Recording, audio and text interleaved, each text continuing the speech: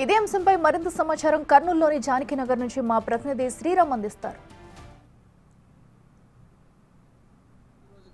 ఈ అక్రమ సంబంధాల వల్ల పచ్చని కాపురాలు కూడా కంప్లీట్ గా కొలాప్స్ అవుతున్నటువంటి పరిస్థితి. అలాంటి ఘటననే గద్వాలకు చెందిన తేజేశ్వర్ దారుణ హత్య చేయించినటువంటి కర్నూలుకు చెందిన తిరుమలరావు బ్యాంక్ మేనేజర్గా విధులు నిర్వహించేవారు. అయితే మనం చూసే ఈ విజువల్ ఏదైతే ఉందో ఈ ఇంట్లో ఉన్నటువంటి ఈ ఐశ్వర్యను తేజేశ్వర్ గతంలో లాస్ట్ 2 months బ్యాక్ మ్యారేజ్ చేసుకున్నారు.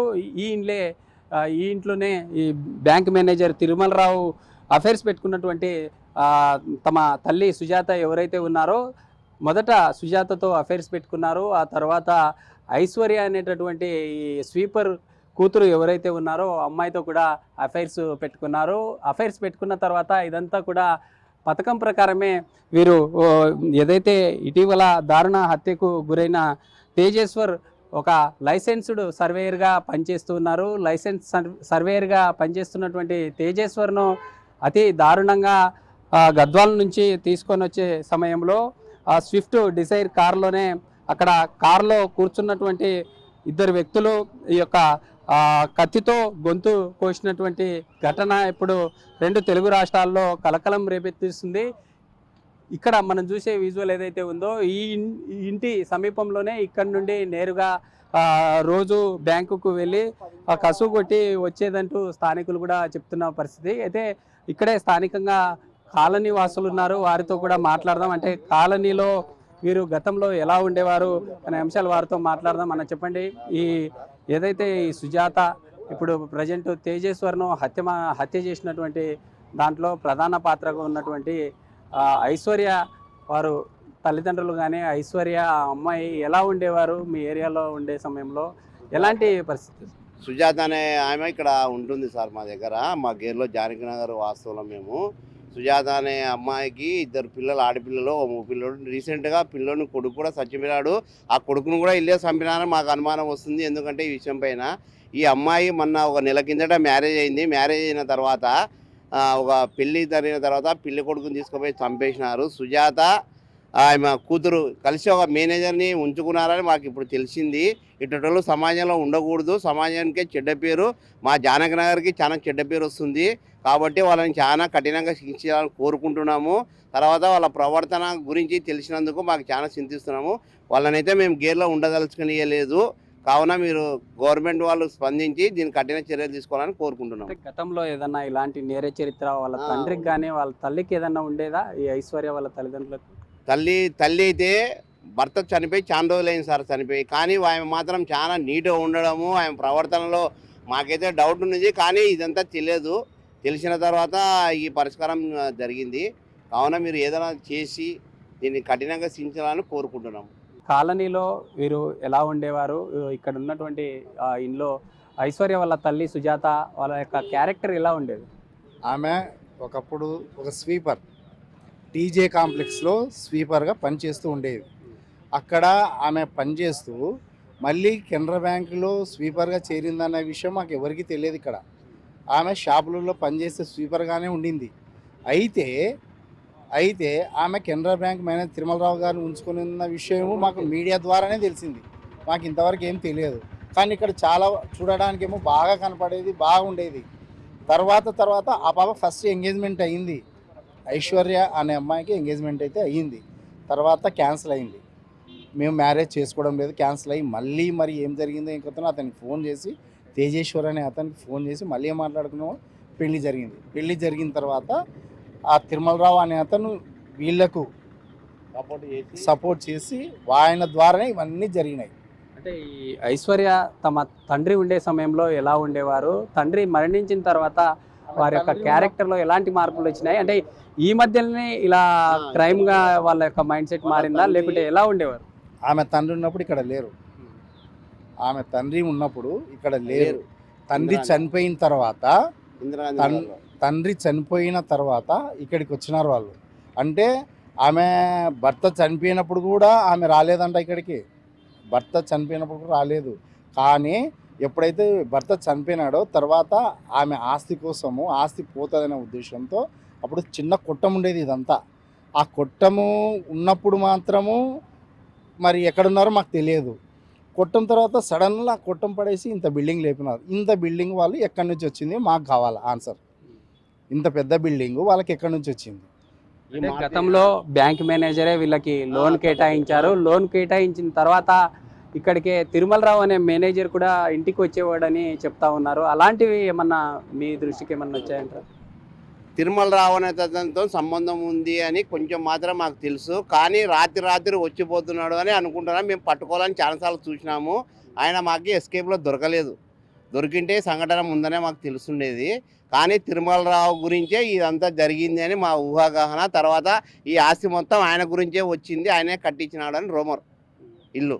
తర్వాత వచ్చేసి ఈ 5 నిమిషాల సంతోషం కోసము అన్యాయంగా పిల్లోని పుట్టలు పెట్టుకున్నారండి.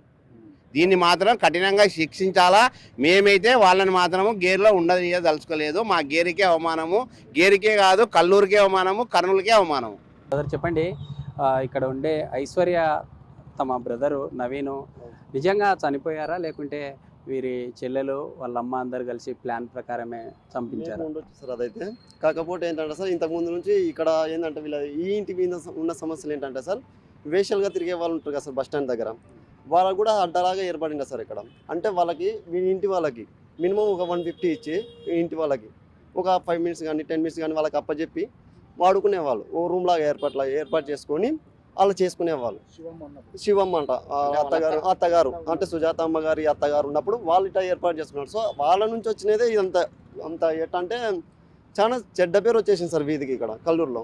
అయితే చూస్తున్నాం కదా, ఈ జానకినగర్ ఏరియాలో ఉన్నటువంటి వారు కూడా వ్యతిరేకిస్తున్నారు. ఎందుకంటే తమ ఏరియాలో ఉంటూ ఇలాంటి పనులు చేయడం, తమ ఏదైతే ఈ ఏరియా ఉందో ఈ ఏరియాకే చెడ్డ పేరు. రానున్న రోజుల్లో తమ పిల్లలకు సంబంధాలు రావాలంటే కూడా చాలా ఇబ్బందులు పడే అవకాశాలు ఉంటాయి. ఎందుకంటే మనం చూసే ఈ లొకేషన్ ఏదైతే ఉందో ఈ లొకేషన్కి నియర్ బైలోనే బస్టాండ్కి వెళ్ళే రూట్ ఉంటుంది. ఈ బస్టాండ్కి వెళ్ళే రూట్ మార్గంలో స్థానికంగా ఉన్న కొంతమంది ఈ బస్టాండ్ సమీపంలో ఉన్నటువంటి వేశ్యలకు అడ్డగా మారింది.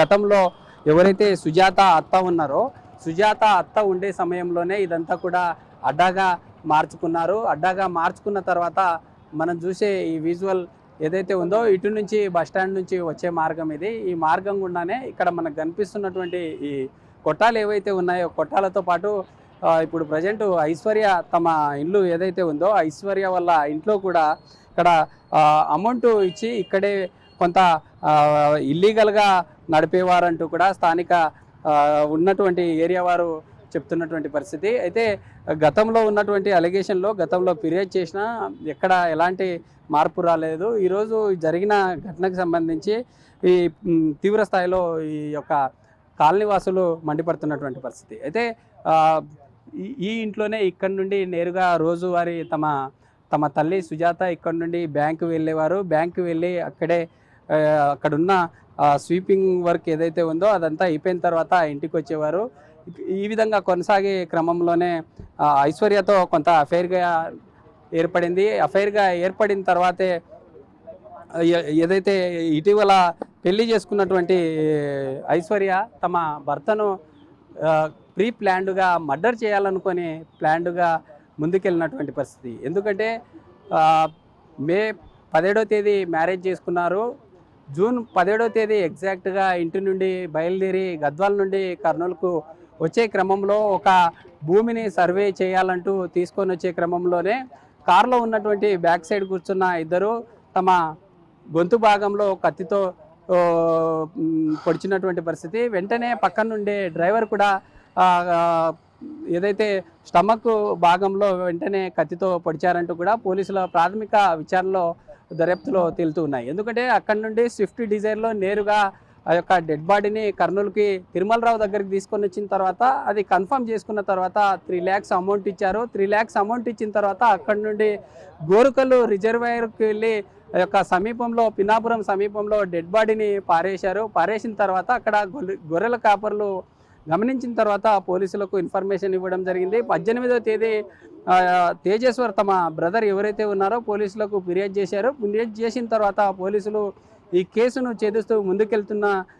సిచ్యువేషన్లో ఇదంతా కూడా ఎలా జరిగింది అనే కోణంలో ఇటు ఐశ్వర్య కావచ్చు లేదా తిరుమలరావు ఫోన్ సంబంధించిన డేటాను పోలీసులు కలెక్ట్ చేసే సమయంలో విసిపోయే నిజాలు బయటకు వచ్చాయి. తిరుమలరావు తమ భార్య ఎవరైతే ఉన్నారో తమ భార్యను మొదటగా మర్డర్ చేసి తర్వాత ఈ యొక్క ఐశ్వర్యను తమ ఇంటికి తీసుకెళ్లాలనుకున్నారు. ఆ ప్లాన్ కాస్త వర్కౌట్ కాకపోవడంతో సెకండ్ ప్లాన్లో భాగంగా ఐశ్వర్య భర్త తేజేశ్వర్ను దారుణంగా హత్య చేసిన తర్వాత ఇక్కడి నుండి నేరుగా లడక్ వెళ్ళి అక్కడే ఉండాలంటూ కూడా గతంలో ఇద్దరు కూడా ప్లాన్ చేసుకున్నారనేటటువంటి వాస్తవాలు అయితే బయటకు వస్తున్నాయి. ఇప్పటికే దీనికి సంబంధించి ఏదైతే ఈ శంషాబాద్ ఎయిర్పోర్ట్లో పోలీసులు కూడా ఇతన్ని అదుపులోకి తీసుకొని ఇంకా విచారిస్తున్నటువంటి పరిస్థితి అయితే కనిపిస్తూ ఉంది. అయితే ఈ కేసు సంబంధించి ఇంకా ఎలా ముందుకెళ్తుంది, ఎలా చేశారనేటటువంటి వాటికి సంబంధించి పోలీసులు కీలకంగా ముందుకెళ్తున్నటువంటి పరిస్థితి. వీడియో రావుతో శ్రీరామ్, బిగ్ టీవీ.